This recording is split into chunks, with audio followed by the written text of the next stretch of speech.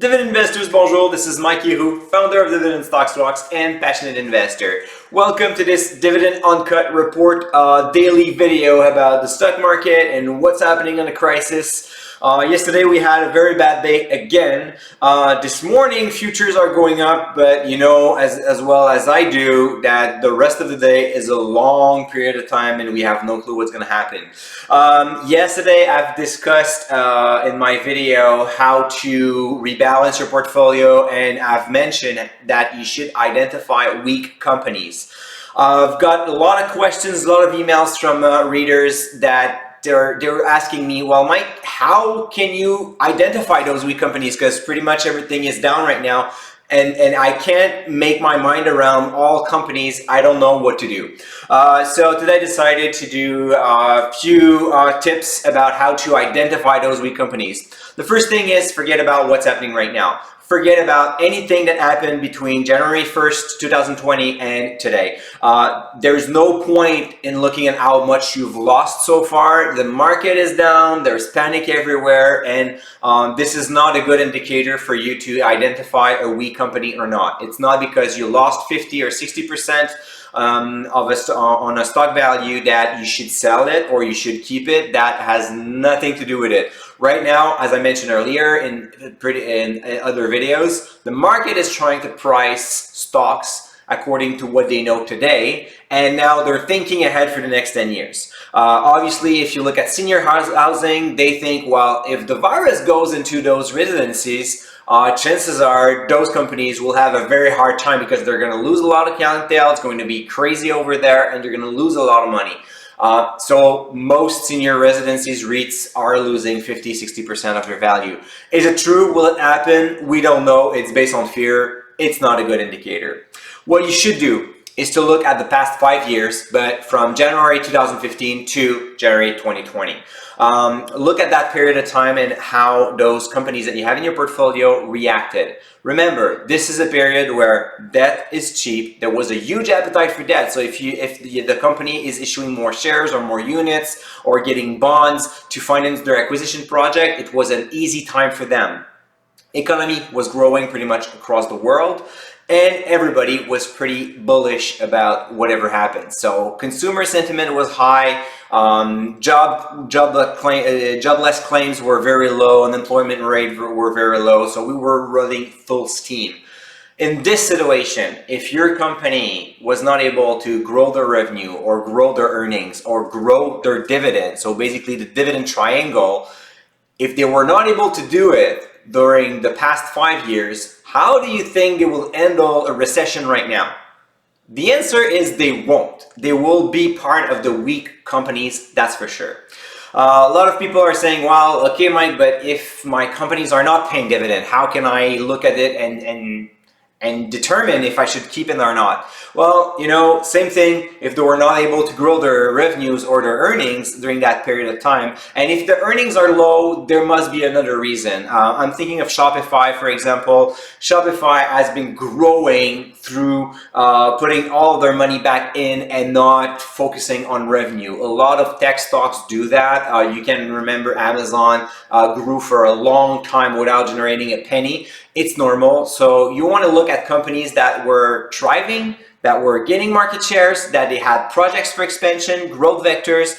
If something is telling you that they were growing, at least they are able to go through this crisis a little bit better than a company that was not able to do anything like that.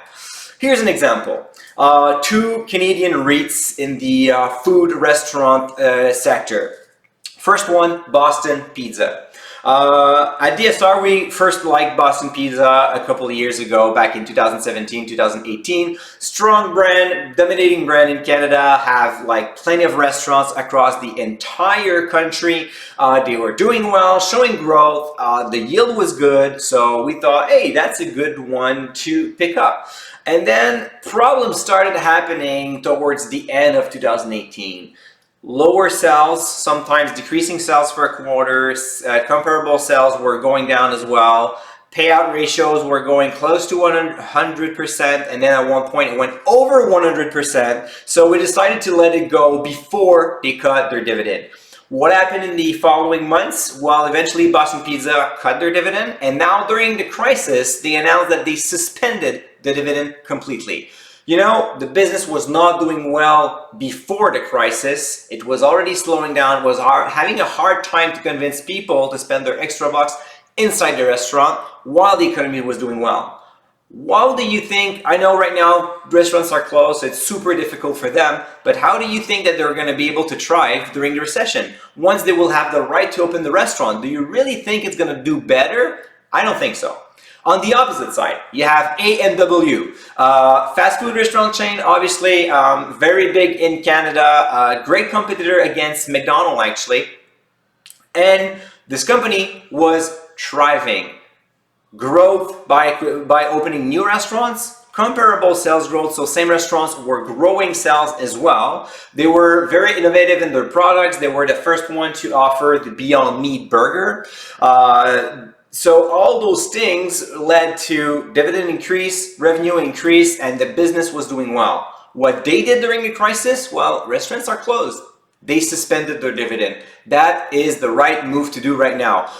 Expect more dividend cut and more dividend suspension across all kind of categories right now. It's not a reason to get rid of those stocks. A&W was thriving before the crisis. When the economy reopened, do you really think that this one will die alone? I don't think so. This company, compared to Boston Pizza, will offer some returns to their shareholders. Yes, it will take time, but they will be able to thrive because their business model was working prior to crisis. That is very important to determine.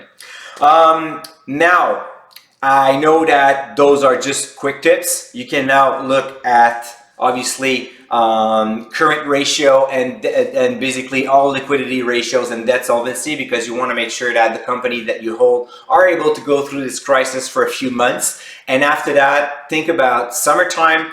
Most of the economy will reopen gradually, and then whatever the business has been closed completely or partially, it will go back on track. So if they had a strong business model before, they will have a strong business model after. So this is the first thing that you have to do right now. Look at your companies, determine all the weak companies, get rid of them. Don't wait for the rebound. The rebound will happen, but it will be a lot stronger if you have strong companies in your portfolio that will thrive during the recession instead of having those weak, heavyweight burden in your portfolio. Tomorrow, I don't know what I'm be talking about yet, but there will be a video, so subscribe to the YouTube channel to make sure that you get your daily notification. I will do a complete webinar about this topic because there's so much to cover and a lot more technical side as well. So stay tuned, I'll announce it probably next week. And until then, stay invested. Cheers.